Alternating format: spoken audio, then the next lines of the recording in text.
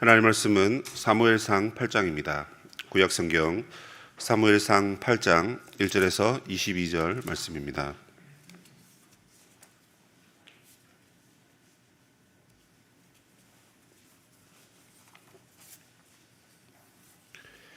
(1절부터) 교독하겠습니다.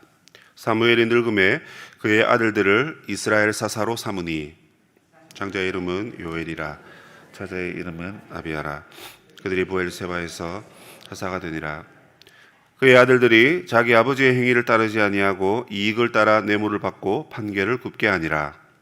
이스라엘 모든 장로가 모여 라마에 있는 사무엘에게 나아가서 그에게 이르되 보소서, 당신은 늙고 당신의 아들들은 당신의 행위를 따르지 아니하니 모든 나라와 같이 우리에게 왕을 세워 우리를 다스리게 하소서 한지라. 우리에게 왕을 주어 우리를 다스리게 하라 했을 때에 사무엘이 그것을 기뻐하지 아니하여 여호와께 기도하며 여호와께서 사무엘에게 이르시되 백성이 내게 한 말을 다 들으라. 이는 그들이 너를 버림이 아니요 나를 버려 자기들의 왕이 되지 못하게 함이니라. 내가 그들을 애굽에서 인도하여 낸 날부터 오늘까지 그들이 모든 행사로 나를 버리고 다른 신들을 섬기같이 내게도 그리하는도다. 그러므로 그들의 말을 듣되 너는 그들에게 엄히 경고하고 그들을 다스릴 왕의 제도를 가르치라. 사무엘이 왕을 요구하는 백성에게 여호와의 모든 말씀을 말하여 이르되 너희를 다스릴 왕의 제도는 이러하니라. 그가 너희 아들들을 데려다가 그의 병거와 말을 어거하게 하리니 그들이 그 병거 앞에서 달릴 것이며 너희의 아들들을 전부장과 50부장 삼을 것이며 자기 밭을 가게 하고 자기 주수를 얻게 할 것이며 자기의 무기와 병거와 장비도 만들게 할 것이며 그가 또 너희의 딸들을 데려다가 향료 만드는 자와 요리하는 자와 떡 굽는 자로 삼을 것이며 그가 또 너희의 밭과 포도원과 감람원에서 제일 좋은 것을 가져다가 자기의 신하들에게 줄 것이며 그가 또 너희의 곡식과 포도원 소산의 11조를 거두어 자기의 관리와 신하에게 줄 것이며 그가 또 너희의 노비와 가장 아름다운 소년과 나귀들을 끌어다가 자기 일을 시킬 것이며 너희의 양떼의 10분의 1을 거두어 가리니 너희가 그의 종이 될 것이라.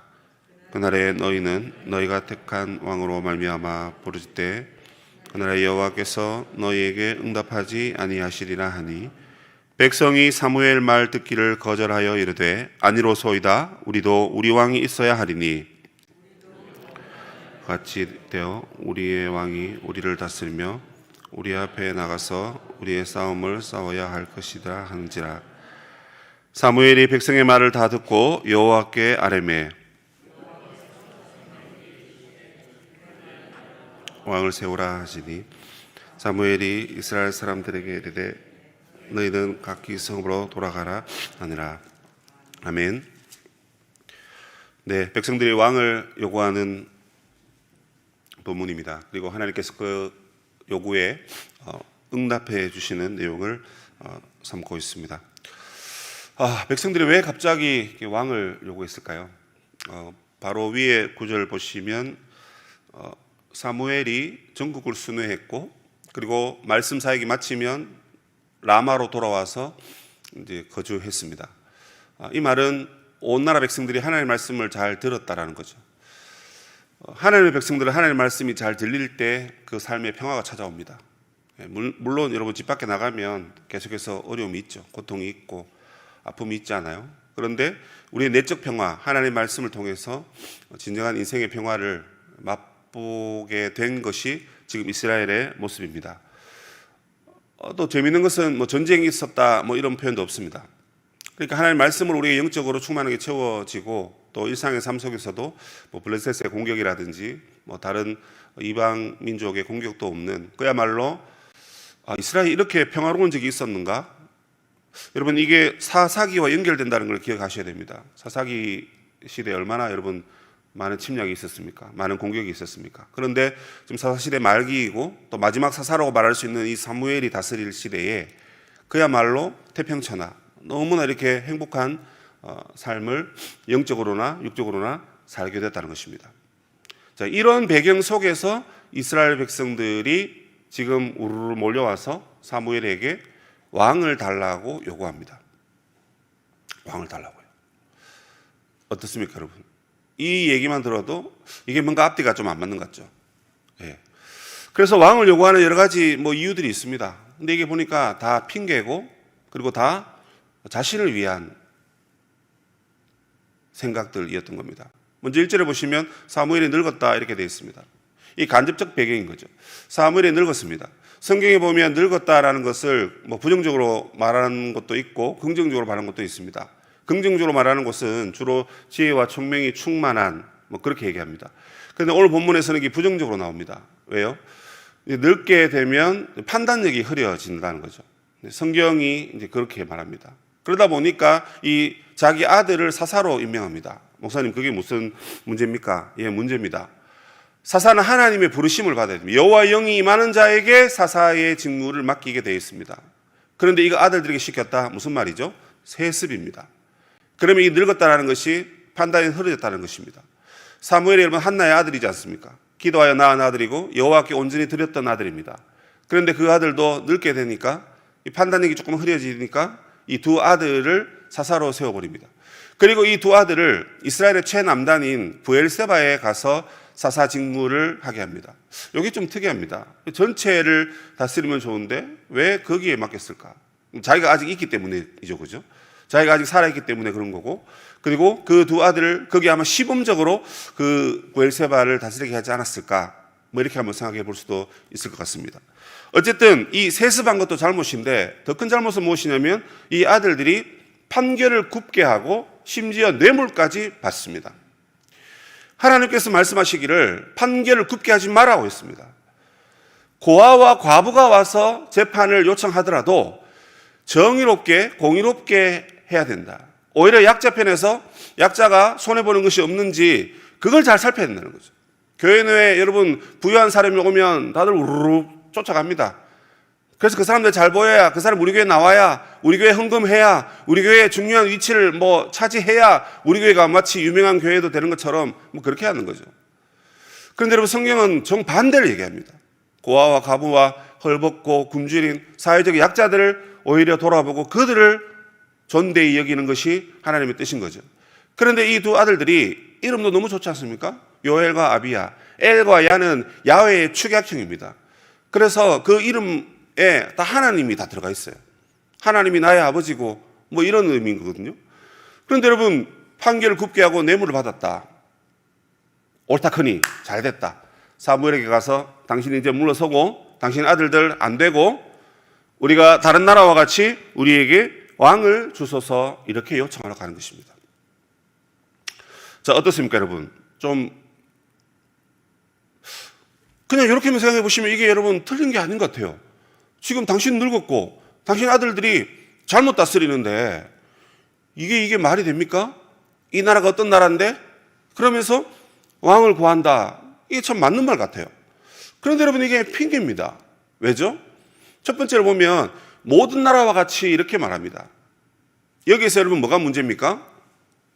이스라엘은 하나님의 구별된 백성입니다. 너희는 거룩한 나라요 제사장 나라라 그랬어요. 그러면 우리가 하나님의 특별한 간섭과 인도함을 받은 나라란 말입니다. 그러면 우리가 하나님 주시는 음성을 들어야 되고 하나님 인도함을 따라야 되고 아무리 내 아들을 사사로 세우고 싶더라도 사실 사무엘도 잘못한 거죠. 하나님의 부름이 있는 자가 왕이 되어야 되고 사사가 되어야 됩니다. 그런데요, 모든 나라와 같이 우리에게도 임금을 주소서, 왕을 주소서. 무슨 말입니까? 왜 이들이 임금이 필요하죠? 내가 거룩한 나라인 것을 포기하겠다는 것입니다. 여러분 세상에 하나님의 교회를 부름 받으셨습니다. 그런데 내가 하나님의 교회라는 이 자부심, 이 긍정적인 이 어떤 생각, 이 영적인 어떤 생각, 이것이 여러분 우리가 이 땅을 살아가다 보면 여러 가지 세상의 사회나 정치나 문화나 이런 것과 맞물려 살아가다 보면 내가 교인이라는 것을, 내가 교회라는 것을 잊어버리고 살 때가 얼마나 많습니까? 여러분 그때 쫙 보니까 아이고 이거는 내가 성경적으로, 내가 믿음으로, 내가 신앙으로 판단하고 행동하기보다 야 이거는 세상이 하는 말이 맞다. 세상 사람들이 하는 말이 옳아. 아이고 하면서 자기가 교회되고 교인된 것을 잊어버리고 삽니다. 그 쭉 따라가는 것입니다. 거룩한 나라고 제사장 나라라고 했는데 여러분, 그것을 거부하고 포기한다? 이거 상당히 심각한 문제인 것입니다. 세상이 우리를 보고 우리를 닮아라라고, 닮을 수 있도록 빛과 소금이 되라고 하셨죠. 그런데 여러분, 이건 뭡니까? 우리가 지금 세상을 닮아가고 있는 것입니다. 세속화죠. 우상이라든지 여러분, 이단 이런 것보다 더 무서운 것이 겉으로 보기에는 아주 정상적인 것 같은데 세속화된 것이 가장 큰 문제겠죠. 오래 믿을수록, 교회에 중요한 일을 할수록 그 세속화가 나도 모르게 내 삶 속에서 막 드러나는 거예요. 그걸 보고 배우는 우리 주일학교 친구들은 어떻겠습니까? 그래, 우리 엄마 우리 아빠도 그렇게 믿던데 나도 그렇게 믿지 아니, 한술 더 뜰 겁니다. 아마 자기 지혜로 믿을 때는 믿는 척, 아닐 때는 아닌 척, 이렇게 여러분 살아가는 것이 이스라엘의 문제였다는 것입니다. 또한 그들의 문제가 무엇입니까? 우리를 위해서 우리를 다스리게, 우리를 다스리게. 뒤에도 나오지만 먼저 5절 6절에 보면 이 우리를 위해서 왕을 달라라고 계속 얘기합니다. 근데 여기서 여러분이 생각해야 될 게 있습니다. 이게 뭡니까? 우리를 위해서 왕을 달라 했는데 지금 왕이 있습니까? 없습니까? 있죠, 왕이. 누가요? 이스라엘의 왕은 여호와 하나님이시잖아요. 이 사람들이 여러분 그 왕을 요구하는 이유가 크게 두 가지 이유입니다. 하나는 뭐냐면 이 나라의 시스템을, 제도를 거의 선진국화 시키겠다는 거죠. 이게 우리나라도 보면 그렇게 참 많습니다. 우리나라의 국민 의식은 그렇게 높지 않습니다. 그런데 여러분, 우리나라의 모든 시스템이나 이런 것들은 다 선진국 바라봅니다. 유럽 갔다 오고 어떻게 북유럽 갔다 오면 야, 거기 무슨 사회복지 제도가 좋다는데 어쩌고 저쩌고 막 이러면서 막 세웁니다. 그런데 여러분, 의식이 안 따라가는데 제도 아무리 세우면 뭐합니까? 그러니까 여러분, 거기에서 또 그 제도 안에서 비리가 일어나고 뇌물을 주고받고 그렇지 않습니다. 근데 여러분, 이 백성들에게도 그런 것입니다.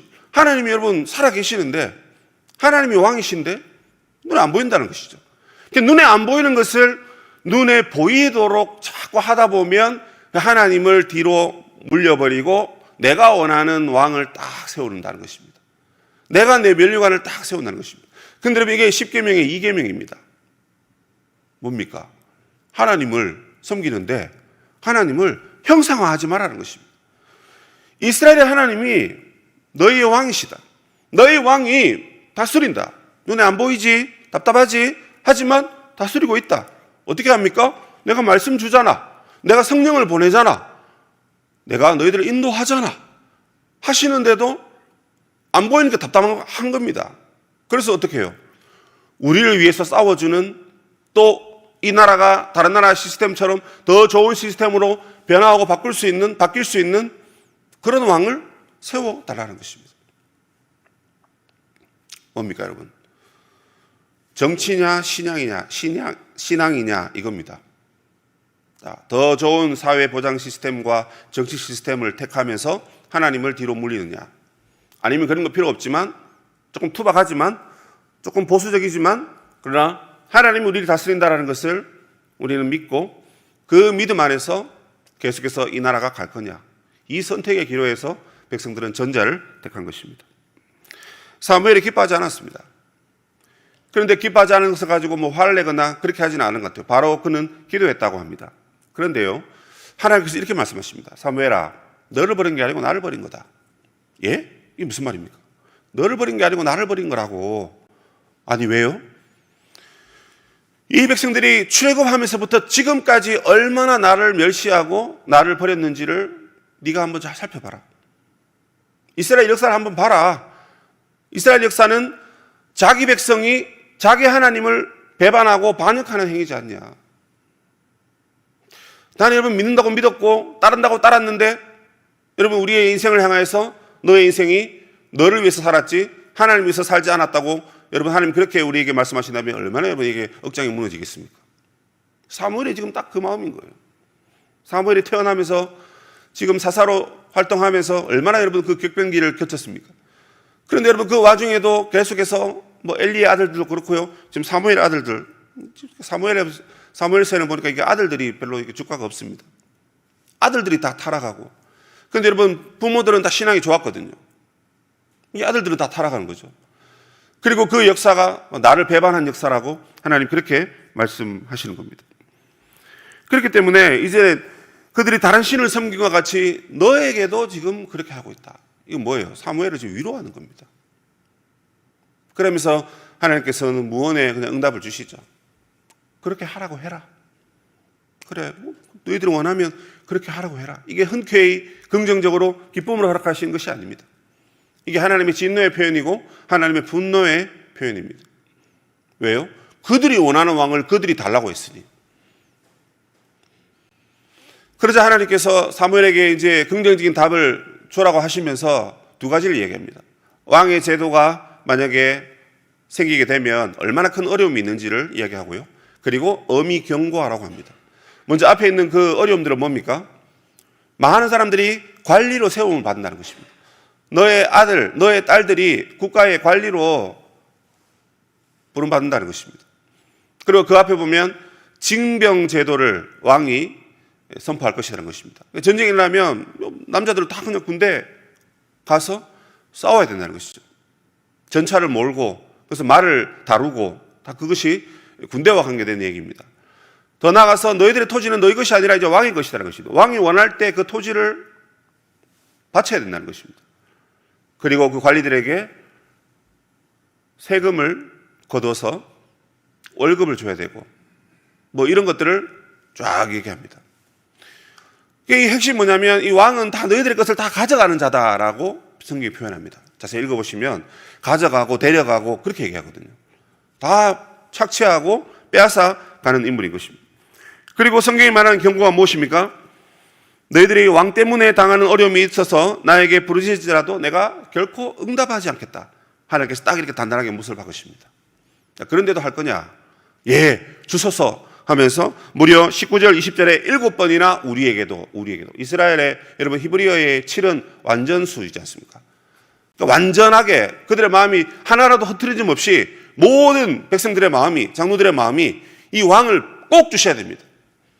문제점도 얘기했고 경고도 했지만 꼭 주셔야 됩니다. 왜요? 우리의 싸움을 싸워야 할 것이 아니냐.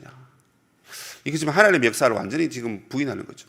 하나님이 다스렸고 국가 시스템이 조금 안 좋아도 아니 하나님도 국가 시스템이 있었습니다. 왜요? 사회 법과 뭐 이런 게 다 있었잖아요. 약자를 살펴보고 이게 다 그 어떤 이스라엘의 시스템입니다.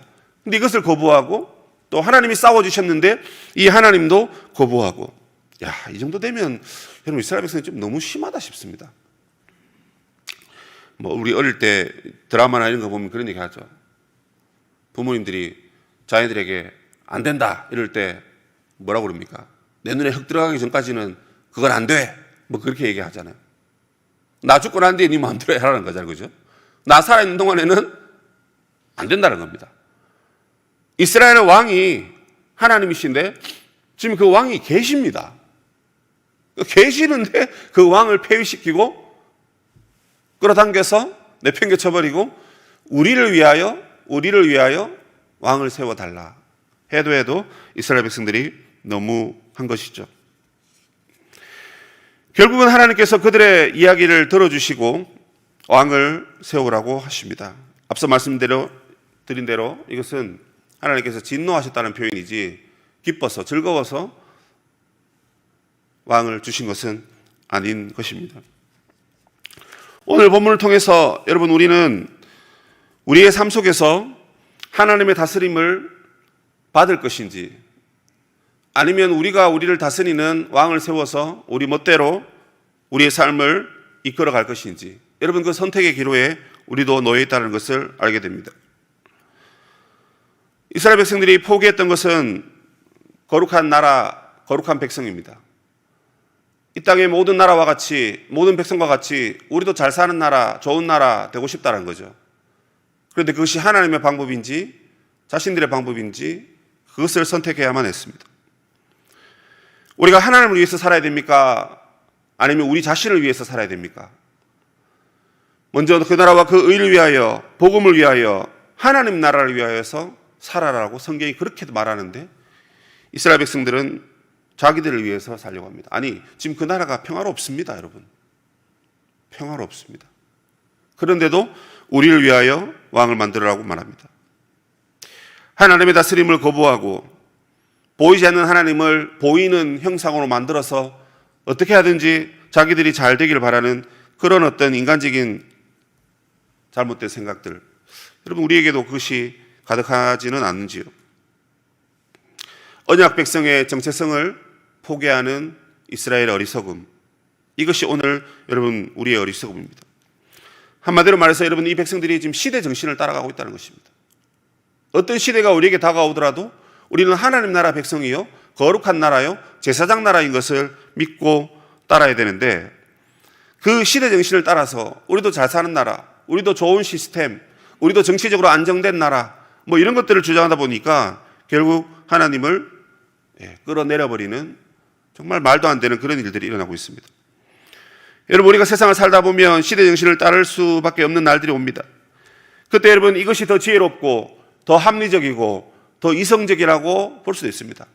보십시오 여러분, 요엘과 아비야가 타락했고 그러다 보니까 여러분 새로운 왕을 세워서 이 나라를 좀 더 선지국화 시키자, 이 나라를 다시 일으키자, 다음 세대가 걱정이 되니까 어떻게 하든지 조금 이 나라를 만들어 보자, 뭐 가진 생각을 가지고 여러 시스템을 만들고 뭐 그렇게 하는 겁니다.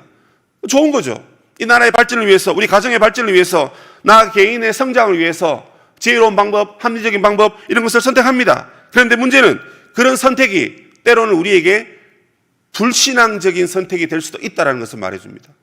이렇게 하면 편합니다 여러분. 맞습니다. 주일날 굳이 여기 나와서 그렇게 할 이유 없습니다. 집에서 인터넷 보면 너무 편하죠. 근데 여러분 그게 계속해서 쌓이다 보면 그냥 이게 약간 여러분 불신앙적인 모습으로 간다니까요. 그게 우리의 인생의 연약함인 것입니다. 여러분 우리의 삶에도 오늘도 여러 가지를 선택하며 살아야 됩니다. 사회 문화와 정치와 경제와 이런 어떤 인간의 어떤 삶 속에서 신앙의 길을 선택할 것인지, 그래서 하나님의 다스림을 받을 것인지, 아니면 나의 지혜와 나의 생각과 나의 판단에 따라서 그래 이 길로 가면 더 쉽고 더 좋아, 이렇게 하자 라고 여러분 선택할 것인지, 그 선택은 여러분의 몫입니다. 사랑하는 우리 성도 여러분, 부디 우리가 하나님이 이미 왕으로 계시는데 다른 왕을 세우지 않기를 바랍니다.